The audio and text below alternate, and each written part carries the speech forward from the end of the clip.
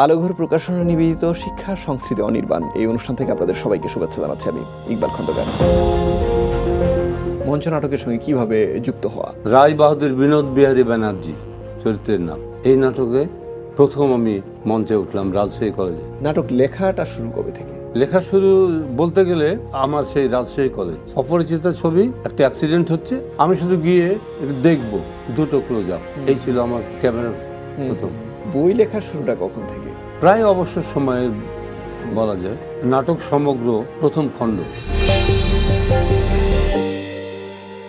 দর্শক, এই অনুষ্ঠানে আমরা কথা বলি আমাদের সমাজের বরেণ্য মানুষদের সঙ্গে, জানি তাদের ব্যক্তিজীবনের কথা, জানি তাদের কর্মজীবনের কথা। তারই ধারাবাহিকতায় আজ আমরা যার সঙ্গে কথা বলবো তিনি অভিনেতা, নাট্যকার, লেখক আব্দুল আজিজ। ভাইয়া কেমন আছেন? আমি সবসময় ভালো ভাই। ভালো বলেই আমাদের মধ্যে আপনাকে পেয়েছি, কারণ যে মানুষগুলো মনের দিক থেকে ভালো এবং মানে ভালো থাকেন সব সময়, তারাই ভালো ভালো কাজ উপহার দেন। আমরা আপনাকে এই মুহূর্ত থেকে যেভাবে চিনি, অথবা গত 20 বছরে যেভাবে চিনেছি, আরও বেশি সময়ে যতটুকু চিনেছি, আরেকটা সময় ছিল, ওই সময়টার সঙ্গে হয়তো আমরা সেভাবে পরিচিত না। আপনার শৈশব একটু জানবো, আপনার শৈশবটা কেমন ছিল? শৈশবটা যেমন থাকে সব মানুষেরই সেরকমই, তবে আমি একটু বোধহয় একটু খাপছাড়া ছিলাম। কেমন খাপছাড়া? এরকম, নাটক হলে দেখতে যেতাম, গ্রামোফোন রেকর্ড সব সময় বাজাতাম, এই ধরনের খাপছাড়া আর কি। আমাদের শিল্পকলা জাতীয় শিল্পী পরিষদ নামে একটা আমাদের নাটকের একটা স্টেজ ছিল, আধা পাকা আধা কাঁচা বলা যায়। স্টেজটা তৈরি থাকে। আমি যখন 6-এ পড়ি, এই সময় ওখানে নাটক হতো, আমাদের সিনিয়ররা করতেন, নাসিরউদ্দিন আহমেদ, আতাউর রহমান, নিয়াজউদ্দিন আহমেদ, বশির ভাই, শামসুজ্জামান অবশ্য মহিলা চরিত্র করতেন। ওই সময় নাটকের নারী চরিত্র সেভাবে পাওয়া যেত না। এই এখন প্রায় বলে যে আগে রেগুলার নাটক হতো না, টিকিট সিস্টেম নাটক হতো না, কিন্তু আমি এটার বিপরীতে কথা বলি।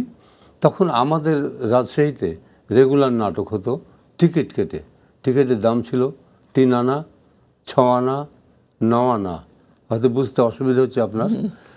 3 6 18 পয়সা, এখনকার পয়সা হিসেবে করলে এরকম 6 পয়সা হিসেবে যে করলে, তো 3 আনা টিকিটটা ছিল একেবারে সামনে গিয়ে, চটের বিছানা, কাছ থেকে দেখা যায় না। হ্যাঁ, এই পাশে হয়তো চেয়ার, তার পাশে বেঞ্চ, তার পাশে 3 আনা টিকিটে ওই চটের বসে থাকা, বসে দেখা নাটক। তো ছাত্র থাকলে তো 3 আনা পয়সা জোগাড় করা বড় মুশকিল ছিল। সেই জন্য যেদিন পয়সা থাকতো না, কোনো নাটক হলে, কোনো নাটক দেখার ইচ্ছে হলে আমি হয় ওই প্রাচীর টপকে যেতাম, আর না হয় কারো বগলের তল দিয়ে নিচ দিয়ে সঙ্গে সঙ্গে দূরে যেয়ে বসে যেতাম। এইভাবে কাটতো। এরকমই আমি একটু ব্যতিক্রম ছিলাম আর কি। আপনার বাবা মা তারা আসলে আপনার এই যে কার্যক্রম সেটাকে কিভাবে নিতেন? এইগুলো তো দুষ্ট হিসাবে পরিচিত তো আমি। তো বাবা সবসময় বলতেন যে যাই করো লেখাপড়াটা ঠিক রেখো। আমি ছাত্র খুব একটা ভালো ছিলাম না, খুব একটা খারাপ ছিলাম না, মাঝামাঝি। চলনসই। হ্যাঁ, চলনসই মানে আমি সারাদিন রিহার্সাল করছি, নাটক করছি, এ করছি ও করছি। রাত্রে হয়তো 12টার পরে রেডিও, তখন মারফি রেডিও আমাদের, ওই মারফি রেডিও কানের কাছে বাজতো, হয় হিন্দি গান অথবা অন্য কোনো অনুষ্ঠান। তখন এত অনুষ্ঠান ছিল না, ওটা বাজতো আর আমি পড়াশোনা করতাম 1 ঘন্টা মাত্র। আমি 1 ঘন্টার বেশি পড়তাম না কোনোদিনই। ওই 1 ঘন্টাতে আমার যা হতে হতো। আমি এসএসসি দিয়েছি 64 সালে, অবশ্য অনেক কারণে, আরও আগে দেওয়ার কথা ছিল, ম্যাট্রিকুলেশন দেওয়ার কথা ছিল, তো 64 সালে দিয়েছি। এবং ওই 64 সাল থেকেই আমি কিন্তু বেতার শিল্পী এবং মঞ্চ শিল্পী। বেতার বলতে ঢাকা না রাজশাহী? রাজশাহী। রাজশাহী। ঢাকাতে এসেছি আমি তো 75 সালে আমাকে ট্রান্সফার করা হলো। আমি রাজশাহী বেতারের প্রযোজক ছিলাম। ওখান থেকে আমাকে ট্রান্সফার করা হলো ঢাকা রেডিওতে। একটা অনুষ্ঠান হবে জনসংখ্যা ভিত্তিক, সেটার জন্যে আমাকে এখান থেকে বলা হলো যে আব্দুল আজিজকে আপনাদের দরকার। যাই হোক, তিনি ছিলেন আমাদের চৌধুরী সাহেব, শামসুল হুদা চৌধুরী। উনি সাদরে মহল্লা বেতারের চিফ ছিলেন। উনি চাইলেন আমাকে এখানে আসতে। তারপর আমাকে ওখানকার ডিরেক্টর বললেন যে আজিজ সাহেব আপনাকে তো ঢাকা ডাকে, যাবেন? আমি হ্যাঁ। এক কথা বললাম হ্যাঁ। চলে আসলাম। এসে দেখি শামসুল হুদা চৌধুরী সাহেব আমার জন্য একটা স্ক্রিপ্ট এর বান্ডিল রেখেছেন, মানে একটা ফাইলটা সামনে দিলেন, কাউকে দেননি ওটা। বলে আজিজ সাহেব এইটা আমি কাউকে দিই নাই, এটা আপনার জন্য রেখেছি। আমি স্যার কী আছে এতে? এতে একটা নাটক আছে। কি নাটক? বশির সাহেবের সংসার, একটা সিরিজ নাটক, কল্যাণ মিত্রের লেখা। ওটাই বাংলাদেশ বেতার, রেডিও পাকিস্তান, রেডিও বাংলাদেশ এদের মধ্যে প্রথম সিরিজ নাটক। এমনকি টেলিভিশনে তখন সিরিজ নাটক হয়নি। বশির সাহেবের ওয়াইফ করতেন, আমার ওয়াইফ মনি আজিজ, তার নাম কিন্তু বক্তারুন্নেসা আজিজ রেডিওতে। হ্যাঁ, তারপরে করতেন রাজু আহমেদ, প্রখ্যাত অভিনেতা, তার ছোট ভাই লালিম, এরকম। আর এখনকার প্রখ্যাত নৃত্য পরিচালক রতন সাহেব, রতন তখন এত বড়, রতন করতেন। রতনের ছোট বোনটা অনু করত, রানু করত, আর রতনের মা করতো মাহমুদা। আচ্ছা, আপনি যে মঞ্চ নাটক দেখে বড় হয়েছেন, সেই মঞ্চ নাটকের একজন নিয়মিত অভিনেতা আপনি হয়ে উঠলেন একটা সময়। মঞ্চ নাটকের সঙ্গে কিভাবে যুক্ত হওয়া? আসলে আমি যখন ক্লাস 8-এ পড়ি তখন আমি পরিচালনা করেছি। এই স্টেজ মানে চৌকি দিয়ে বানিয়ে, শাড়ি টাড়ি দিয়ে মঞ্চ বানিয়ে। অবশেষে নাটকটার নাম ছিল যদ্দু শাহাদাত হোসেন সাহেবের লেখা, ওটা পরিচালনা। আর আমি অভিনয় শুরু করি রাজশাহী কলেজে যখন ভর্তি হলাম 64 সালে, ফার্স্ট ইয়ার আইএসসিতে। তখন সেটার একটা সুন্দর ইতিহাস। তখন আমি রাজশাহী কলেজের আইএসসির ছাত্র। আর্টস সায়েন্স 64 সাল। আর্টস সায়েন্স কমার্স এই তিনটেই কিন্তু একসাথে বাংলা ক্লাসটা হতো। তা বাংলা ক্লাসে একদিন আনিসুর রহমান আমাদের টিচার বাংলার একটা নোটিশ নিয়ে আসলেন আমাদের ভর্তি হওয়ার কয়েকদিন পরে। নবীনবরণ অনুষ্ঠান হবে, সেখানে নাটক হবে, যারা আগ্রহী আছো তারা আজ বিকেল 3টেয় অ্যাসেম্বলি হলে যাবে। আমি শুনলাম, যথারীতি 3টের সময় আমরা গেলাম। অনেকেই দেখলাম আমি, হল ভর্তি, অ্যাসেম্বলি হল। যে অ্যাসেম্বলি হলকে আমি তীর্থভূমি বলি আমার, যেহেতু প্রথম মঞ্চে উঠেছি একদম, সেখানে দেখলাম যে অনেক ছেলে মেয়ে। মেয়েরা তো খুব আগ্রহী না, মেয়েরা শুধু বসে বসে তালি দেওয়া আর হাসাহাসি করা, এই হচ্ছে। অনেক অডিশন হচ্ছে। আমি শুধু দেখছি, শুনছি, বুঝছি, চেষ্টা করার চিন্তা করছি। একসময় আমি 30-40 জনের পরে উঠলাম। ওঠার পরে যে অংশটুকু আমাকে বলতে দেওয়া হলো সেটুকু বললাম। হলে তালি পড়লো, ছেলেমেয়েরা তালি দিল। আমি ভাবলাম যে এই তালিটা কিসের, প্রশংসার নাকি যা তোর দ্বারা হবে না, এরকম তালি 2 রকম হয়তো, বিদ্রুপ। হ্যাঁ, তা আমি কিছুই বুঝতে পারলাম না।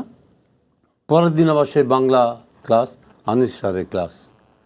আনিস স্যার এসে বললেন, আব্দুল আজিজ, তোমাকে নাটকে সিলেক্ট করা হয়েছে, তুমি আজকে 3টে রিহার্সালে আসবে।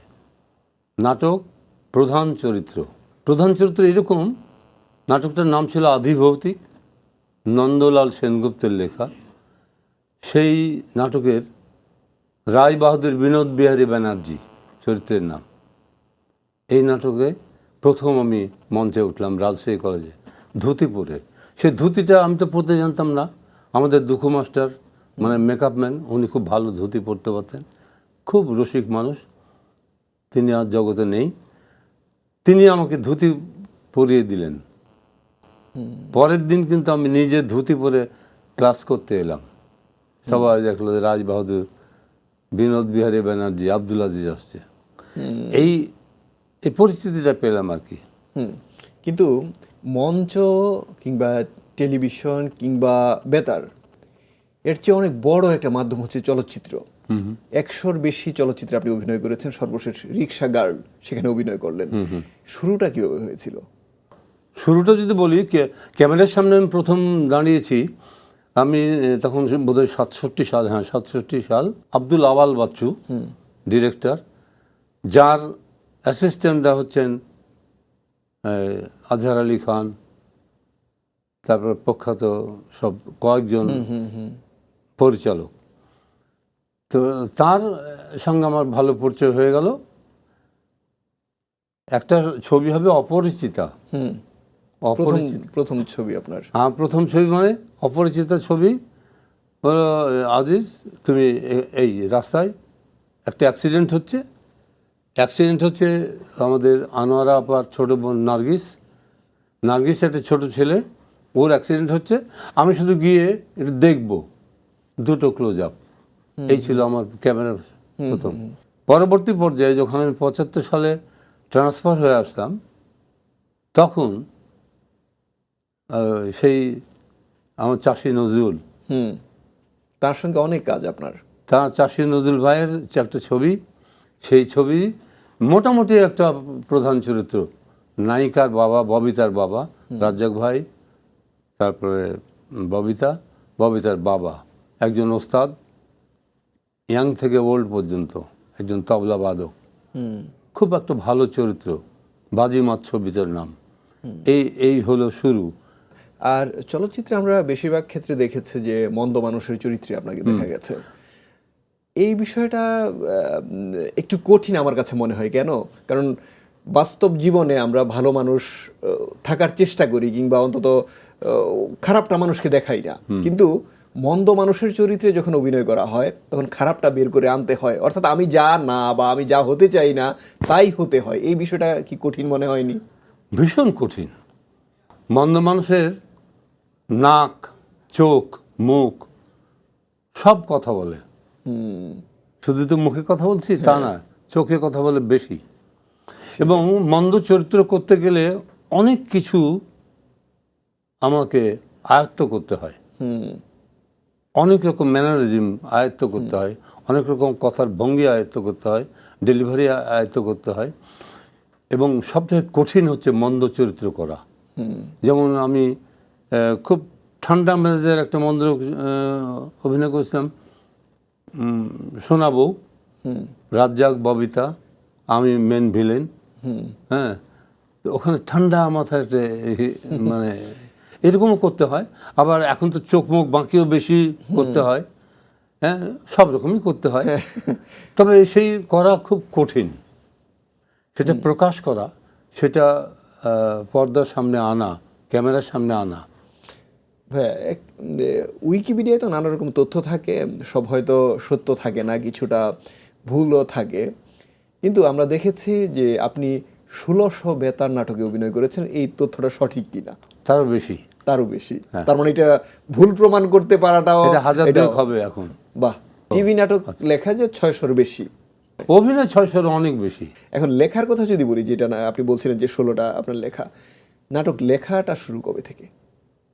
লেখা শুরু বলতে গেলে আমার সেই রাজশাহী কলেজ, সেটা হচ্ছে রাজশাহী কলেজে তখনকার সময়ে 64, 65, 66 এরকম সময়ে মহিলার চরিত্র খুব খুঁজে পাওয়া যেত না।